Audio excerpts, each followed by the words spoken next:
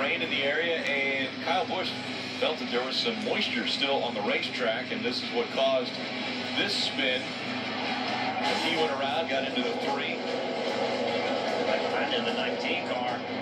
Got the hood all damaged up. They coming off pit road. Everybody trying to slow down to get on the inside line. Well, that didn't work out very well. Ended up getting the fender pin in on the 4 car, and they ended up having to pit. Yeah, and then you see here just a few more games played on the restarts between the Penske and the Gibbs cars trying to work together. Ends up having a Penske car get into the left rear of the 20 of Matt Kenseth, sent a bunch of chasers through the garage here. And then the thing that we've talked about for years, Matt Kenseth, Joey Logano. Not much you can say to Joey Logano at that point. Championship chase over. Marty. Rick, the surprising thing so far in practice is the fact that Carl Edwards is 36th fastest, considering that he has 2 teammates in the top 4. A little very surprising for the 19 team. I did check in with the team. That was a legit qualifying effort for Carl Edwards in that first run. They only made 3 laps, but they said he got on the splitter so hard he just couldn't make any time.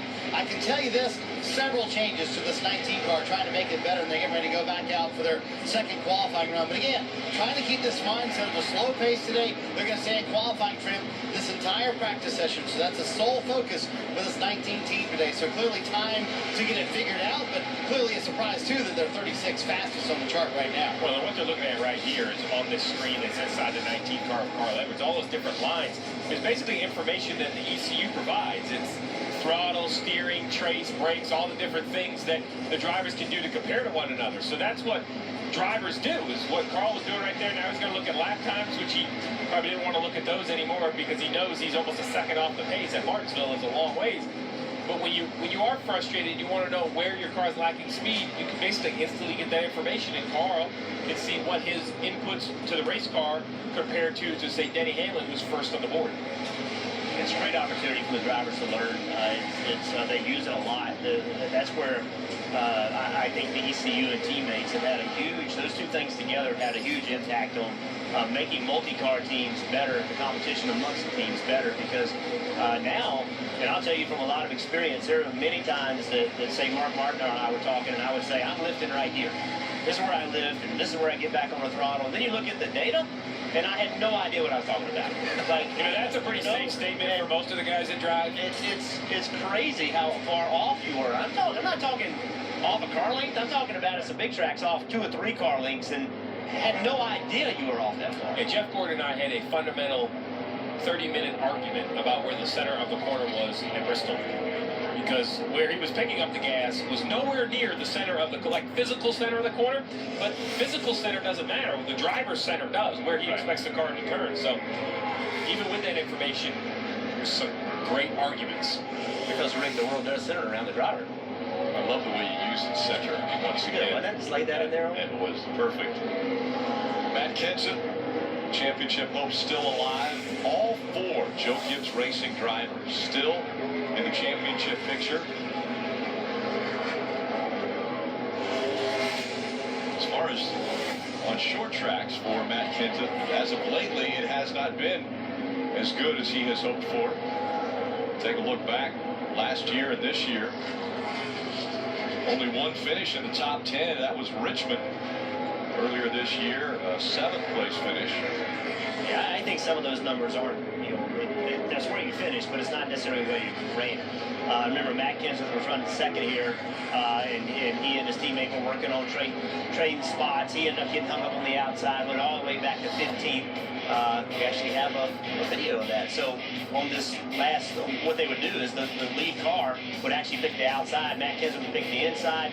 That would allow him to get back to the bottom. But on this last restart, Kyle Busch said, no, it's time to go win the race now, and no longer gave him the bottom. And he went all the way back to 15th. On the day that he got in the wreck with Joey Logano off getting into turn 1, he was running very well in that race, had a car he thought would win the race with. So this is a track that Matt Kenseth early in his career hated. He was not good at this racetrack. But when he came to Joe Gibbs Racing, you started to see him perform better and running well. And I don't think the finishes, really that's all that matters, but I don't think the finishes indicate how well he's run here. I consider him to be a threat for this win on Sunday. Okay, so you say he's not good here. What makes you good at Martinsville? Yeah. What makes you good here? Is it a timing situation? A good car? That helps. It starts there. It all I'm not trying to be smart, but I say that that's the truth. The truth is, here's what happens.